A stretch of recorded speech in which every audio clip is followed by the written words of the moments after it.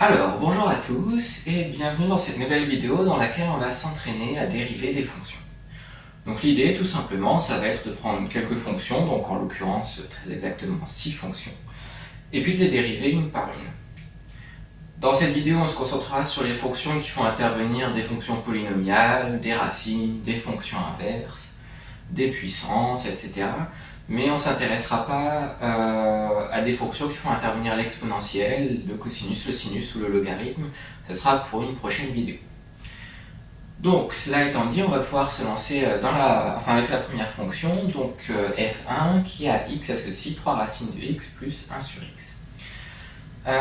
Donc comme je l'ai expliqué dans une précédente vidéo, une bonne rédaction, quand on va dériver des fonctions, ce sera une rédaction qui commencera par quelque chose du style f1 est dérivable sur, et puis il faudra préciser l'intervalle. Donc là ici, la fonction elle va être dérivable sur, ici c'est r étoile plus, pas r étoile, parce que ici pour que la racine de x soit définie, il faut que x soit positif. Donc là f1 va être dérivable sur r étoile plus, parce que la racine elle est dérivable sur r étoile plus, et la fonction inverse elle est dérivable sur r, donc elle est en particulier dérivable sur r étoile plus. Donc f1 est bien dérivable sur son domaine de définition, comme somme de fonctions dérivables sur r étoile plus. Là, je ne vais pas écrire le comme somme de fonctions dérivables sur r étoile plus, parce que c'est un peu long, et que c'est pas pratique d'écrire à l'autre bout du tableau, mais dans une copie, il faudrait le faire. Donc là, on a justifié que f1 était dérivable, donc on peut se lancer dans le calcul de la dérivée. Donc pour tout réel x strictement positif, on va avoir la dérivée de f1 qui sera égale à la somme de la dérivée de 3 racines de x avec la dérivée de 1 sur x. Donc la dérivée de racine de x, c'est 1 sur 2 racines de x, donc la dérivée de 3 racines de x, ça va être 3 sur 2 racines de x. Et puis la dérivée de 1 sur x, c'est moins 1 sur x carré. Et donc on obtient ceci. Donc là on pourrait on pourrait réduire au même dénominateur, mais ça apporte pas grand chose, donc on va pas le faire. Et donc en fait c'est tout pour la fonction f1, c'était assez rapide. Donc on va pouvoir passer à la suivante. Donc là la fonction f2, ça va être un produit de deux fonctions. Donc ça va être de la forme u fois v, et la dérivée de u fois v, c'est égal à u'v plus uv'. Donc, je vais le faire ici pour cet exemple-là, je le ferai peut-être pas pour les suivants, mais là, pour être sûr de ne pas se tromper et puis pour prendre la main et se familiariser avec ces formules, on peut, pour s'aider, écrire ce que c'est u de x, ce que c'est v de x, et puis après ce que c'est u', ce que c'est v', et comme ça il n'y aura plus qu'à remplacer. Donc là, u, ça va être le premier facteur, donc racine de x plus 1, et v, ça va être le second facteur du produit, donc 3x carré plus 1 sur x. Et par conséquent, la dérivée de u, ça va être donc 1 sur 2 racines de x, et la dérivée de v, ça va être égal, donc la dérivée de 3x carré, ça fait 6x, moins 1 sur x carré. Et donc maintenant, il n'y a plus qu'à remplacer. Il n'y a plus qu'à remplacer, mais avant ça, comme je le disais juste avant, il faut dire pourquoi f2 est dérivable et sur quel intervalle c'est dérivable. Donc là, f2, ça va être dérivable sur r étoile plus. Pourquoi? Parce que la racine, c'est dérivable sur r étoile plus, donc la fonction qui a x associe racine de x plus 1, c'est dérivable sur r étoile plus. 3x carré, c'est dérivable sur r, 1 sur x, c'est dérivable sur r étoile, donc la somme des deux, ça serait dérivable sur r étoile plus, mais là, de toute façon, on est deux bases dans... ça serait dérivable sur r étoile, mais comme là, on est dans r étoile plus, c'est suffisant de dire que c'est dérivable sur r étoile plus. Et donc, comme c'est un produit de fonction dérivable sur r étoile plus, c'est dérivable sur r étoile plus. Donc là, f2 est dérivable sur r étoile plus, comme produit de fonction dérivable sur r étoile plus. Donc encore une fois, je ne le note pas, mais dans une copie, écrivez-le. Et ensuite, pour tout réel strictement positif x, donc on va avoir f2' de x qui va être égal à u', donc u' c'est 1 sur 2 racines de x, fois v, donc là v ça va être 3x carré plus 1 sur x, plus u, donc racine de x plus 1, fois v', donc 6x moins 1 sur x carré. Et donc je le répète, hein, ces petites z là, ça peut être écrit au brouillon, mais il faut essayer d'éviter de le faire apparaître dans la copie. Mais si ça vous aide, vous pouvez l'écrire à côté. Ensuite, on va pouvoir réduire au même dénominateur.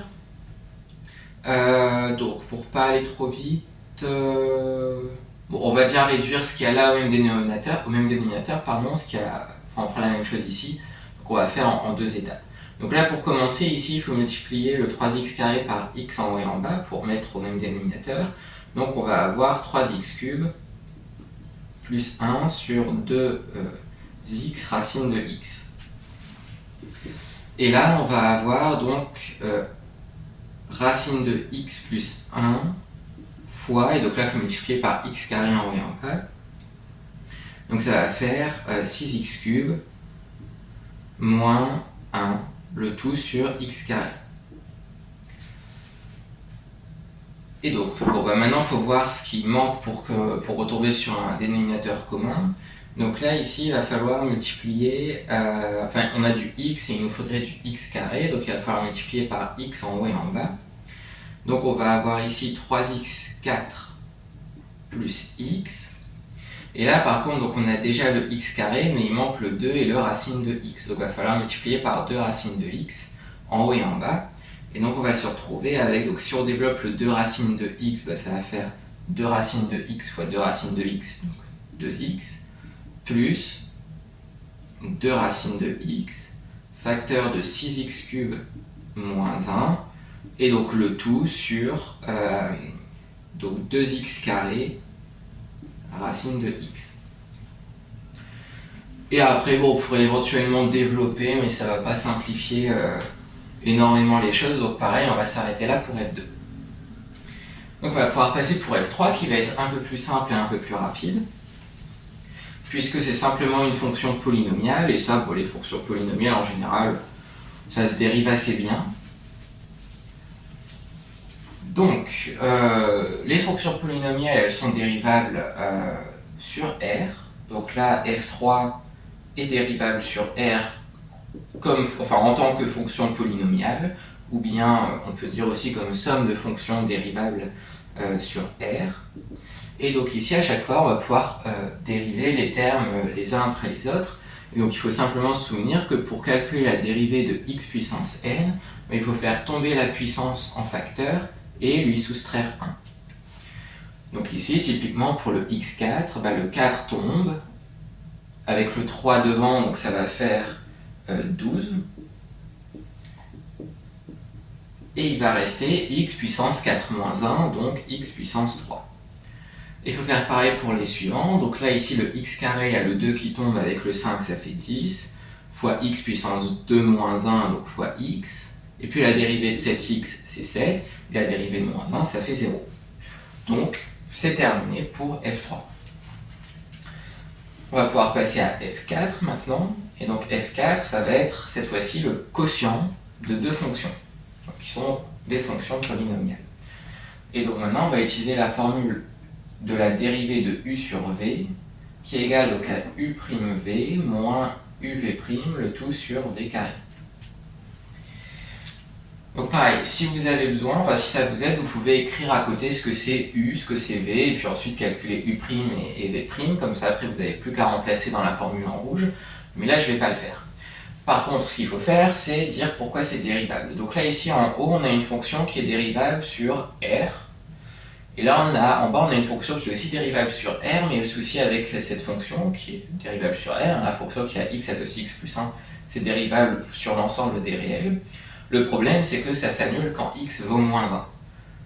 C'est pour ça qu'ici, le domaine de définition, c'est r privé de moins 1. Mais donc, en dehors de ce point-là où il ne faut pas se placer, sinon on divise par 0, en dehors de ça, il n'y a pas de raison que la fonction ne soit pas dérivable. Donc ici, f4 sera dérivable sur r privé de moins 1, comme quotient de fonction dérivable sur r privé de moins 1, le dénominateur ne s'annulant pas sur cet intervalle. Et ensuite, on va pouvoir calculer la dérivée. Donc ici, il faut d'abord faire u', donc la dérivée du numérateur, donc qui va être égale à 2x plus 5, et il faut multiplier ça par v, donc par x plus 1. Ensuite, moins u, il faut recopier, plus 5x moins 2, fois la dérivée de v. Là, la dérivée de v, c'est 1. Je le note, on ne serait même pas obligé. Et divisé par v carré, donc v c'est x plus 1, donc divisé par x plus 1, LV au carré. Et maintenant, on va développer ce qui se regroupe. Mais on va faire ça intelligemment.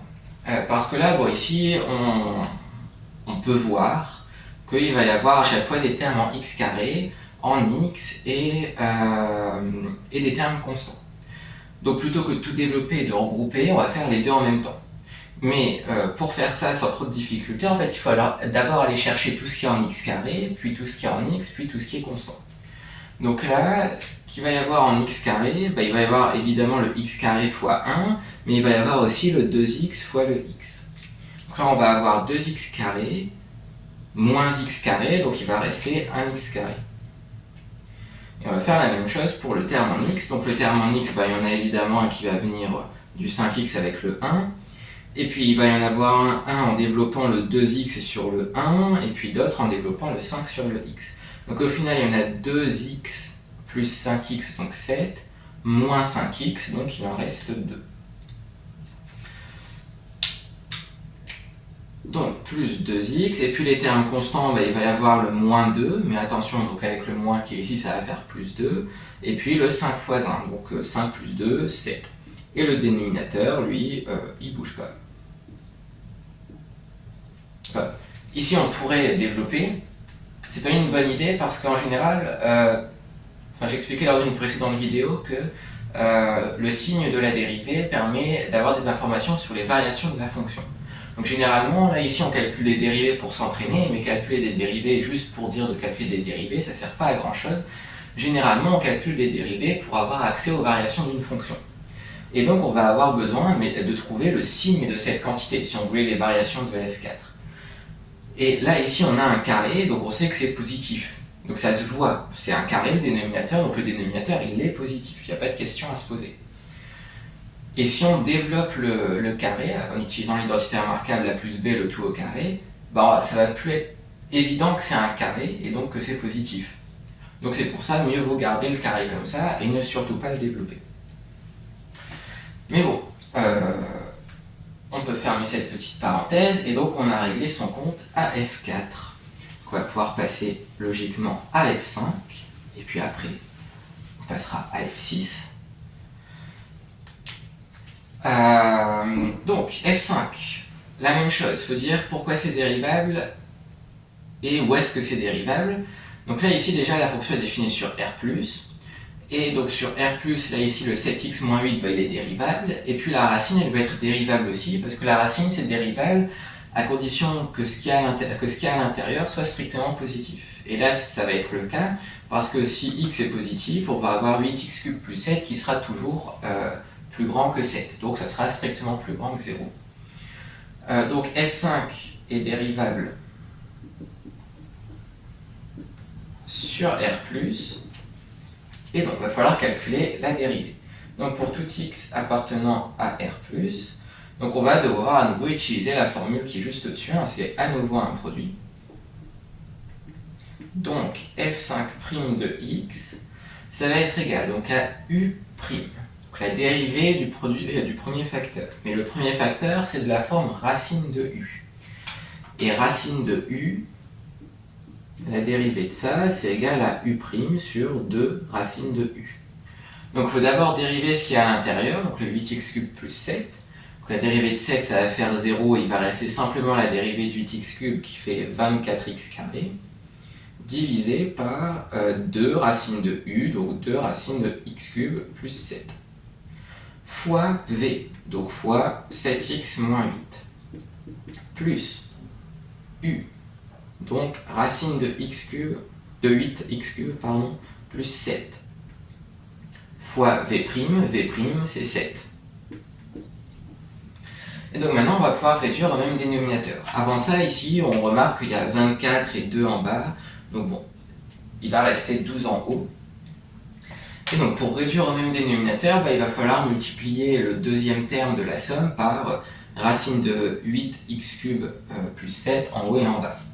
Donc là ici, le dénominateur commun au final, ça va être 8x³ plus 7. En haut, il va rester donc 12x² fois 7x moins 8.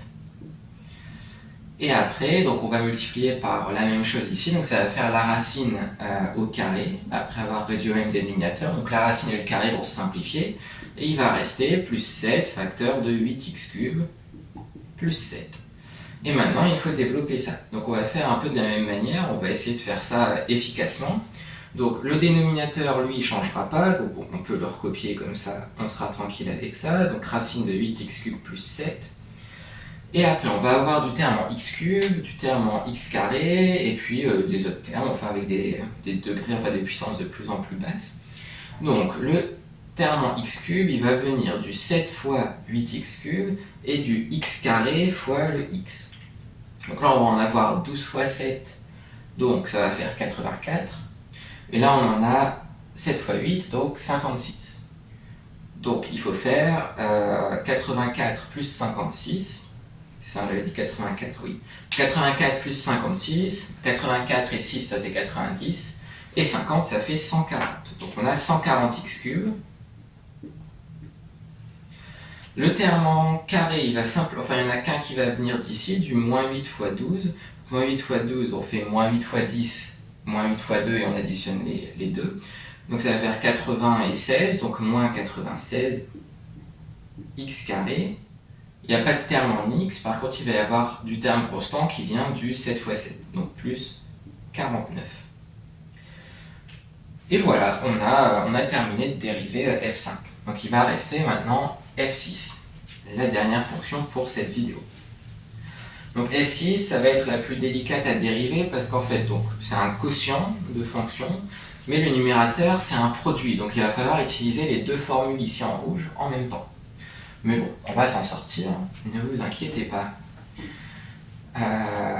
Donc, première chose, regardez sur quoi c'est dérivable. Donc là, ici, la fonction racine carrée, elle va être dérivable sur r étoile plus. Donc là, déjà, on sait qu'il va falloir retirer le 0 de l'ensemble de définition. Après 5x plus 1, ça ne pose pas de problème. Et le x² moins 1, il ne pose pas de problème non plus. Il s'annule simplement en moins 1 et en 1. Mais bon, le moins 1, il est exclu vu qu'on travaille sur R+, et le 1, il est exclu également. Donc tout va bien. Donc là, f6 est dérivable sur R étoile plus, pardon, parce qu'il faut retirer le 0 à cause de la racine.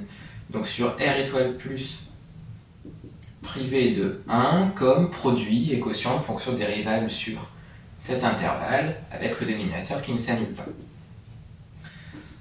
Et ensuite, donc, pour tout x appartenant à cet ensemble, donc R étoile plus privé de 1, on va avoir f6' de x. Donc ici, si on prend la formule du quotient, il faut faire u', enfin il faut commencer par u', sauf que u', c'est lui-même un produit de fonction. Donc, pour dériver le produit, simplement le numérateur, il faut utiliser cette formule. Donc, on commence par u', donc la dérivée du premier facteur, donc en l'occurrence racine de x, et la dérivée de ça, c'est 1 sur 2 racine de x, fois v, donc le deuxième facteur, fois 5x plus 1, plus u, donc plus la racine, fois v', donc v', là c'est simplement 5, donc je vais mettre le 5 devant.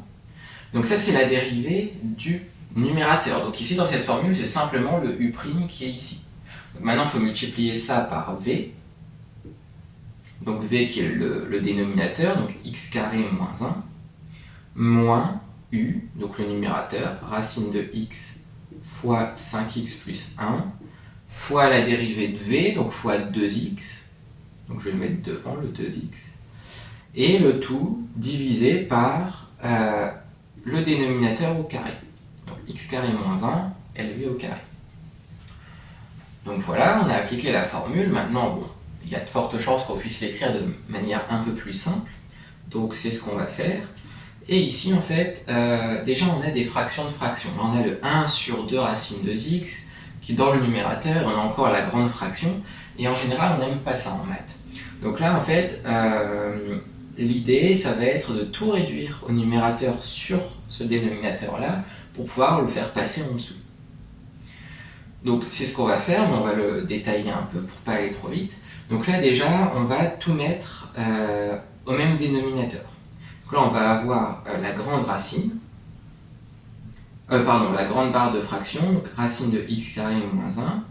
Et puis donc ça, pour remettre au même dénominateur, là il faut multiplier par 2 racines de x en haut et en bas. Donc ça va faire 5x plus 1 sur 2 racines de x, plus, donc on multiplie en haut et en bas par 2 racines de x, donc là ça va faire 5 fois 2 fois racine de x au carré, donc en fait 10x. Et donc là, bon en fait j'ai détaillé, mais on peut peut-être quand même aller un peu plus vite. Là on a le même dénominateur, donc on peut regrouper les deux, et on va avoir 5x plus 10x. Donc en fait ça va faire 15x plus 1 sur 2 racines de x fois le x carré moins 1. Et là, on peut aussi réduire au même dénominateur, enfin le mettre sur le 2 sur racine de x, ce qui revient donc à multiplier en haut et en bas par 2 racines de x. Donc il va y avoir donc 2 racines de x, et en multipliant ici en haut par 2 racines de x, il va y avoir 2 fois 2, 4, racine de x fois racine de x, donc x, fois le x qui est juste ici, donc ça va faire x carré, facteur de 5x plus 1. Et donc là, si on réécrit un petit peu, donc ça, on va mettre sur la même barre de fraction, donc là il faut simplement mettre des parenthèses. Et en fait, ici on a le même dénominateur, donc on peut simplement écrire une grande barre de fraction, et avec une seule fois le 2 racine de x. Et donc après, soit vous voyez directement qu'en fait le 2 racine de x, on peut le passer au dénominateur avec le x carré moins 1 au carré, sinon vous vous dites c'est le quotient de deux fractions, donc il faut multiplier par l'inverse de la fraction du bas. Mais dans les deux cas, on va se retrouver avec comme dénominateur final 2 racines de x, x carré moins 1 au carré. Et en haut, il va y avoir des simplifications. Donc on va faire comme tout à l'heure. Donc le 15x fois le x carré, ça va donner du x cube. Et il y a du x cube qui va également venir de 4x carré fois 5x. Donc du x cube, il va y en avoir 15 qui viennent d'ici, moins 20, donc il va en rester 5. Donc moins 5x cube. Du x carré, il va y en avoir qui va venir donc du 4x carré sur le 1 et du x carré sur le 1. Donc là on va en avoir 1, et là 1 moins 4, donc il va en rester moins 3. Donc moins 3x carré. Ensuite du x, il va y en avoir à cause du 15x fois moins 1. Donc 15x fois moins 1, ça veut dire qu'il y en aura moins 15, enfin moins 15x. Et le terme constant, il va venir du 1 fois moins 1, donc moins 1. Et donc, bon là on peut plus beaucoup simplifier. Et donc on a terminé le travail. Donc on va pouvoir s'arrêter là pour cette vidéo. Donc évidemment, dériver 6 fonctions, c'est pas suffisant, enfin pour la plupart des gens ce sera pas suffisant pour vraiment être à l'aise et familier avec la dérivation de fonctions. Donc je vous recommande de continuer à vous entraîner de votre côté. Mais pour cette vidéo, on va s'arrêter là. Donc j'espère qu'elle vous aura aidé d'une manière ou d'une autre. Si c'est le cas, n'hésitez pas à mettre un j'aime à la vidéo et à vous abonner. Et puis je vous dis à bientôt pour une prochaine vidéo.